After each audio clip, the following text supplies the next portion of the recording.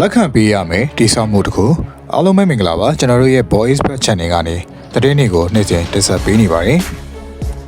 ဒီအားဒီမှာလက်ခုပ်တန်တွေပန်းတွေပိုပြီးမျှဝေရမယ်အသင်းကဆန္ဒလန်အသင်းပါပဲပရီးမီးယားလိဂ်ကိုတန်းတက်လာဖို့ကြောင်းတက်ထုတ်အတွက်အရန်လွယ်ကူခဲ့တာမျိုးတော့မဟုတ်ပါဘူးချန်ပီယံရှစ်မှာ Play-off ကစားခဲ့ရပါသေးတယ်အသင်းကလည်းရပုံဒီကစားသမားအများစုနဲ့တိစောက်ထားခဲ့တာပါချန်ပီယံရှစ်ချက်တဆင့်နှိမ့်တဲ့လိဂ်1ကကစားသမားတွေအသင်းမှာအများစုပါဝင်ပါတယ်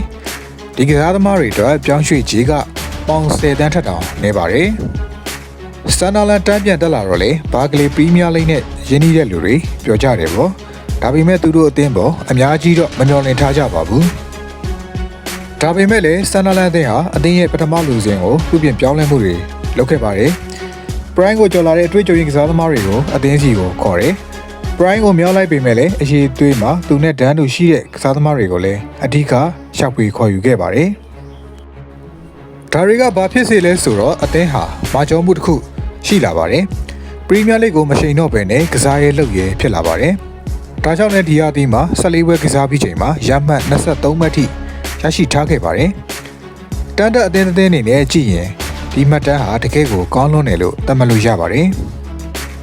ချက်စီကိုအနိုင်ယူတယ်ဖုံးမောက်လိုအသင်းကိုအနိုင်ကစားပြတယ်ဒီအသီးတိတ်ကောင်းမာတွေဆိုတဲ့အာဆင်နယ်ကိုတည်ရအောင်ယူပြတယ်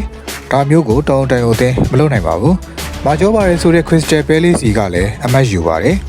ဦးနိုင်အမရီကိုလည်းအောက်တုံးမိစီခဲ့ပါတယ်တန်တဲ့အသင်းအနေနဲ့ကြည့်ရရင်ကစားပုံရောစိတ်သက်ပိုင်းရောအားရစရာကောင်းတယ်လို့မြင်ပါတယ်ရာသီကျိုးပြင်ဆင်မှုတွေကလည်းအကွက်မြင်တော့ပါတယ်အချိန်တန်ရင်ပြန်ကျလာနိုင်ပေမဲ့စတန်ဒါလန်တို့ကတော့ပရီးမီးယားလိဂ်မှာဆက်နေဖို့လုံလောက်မှုအပြည့်ရှိပါတယ်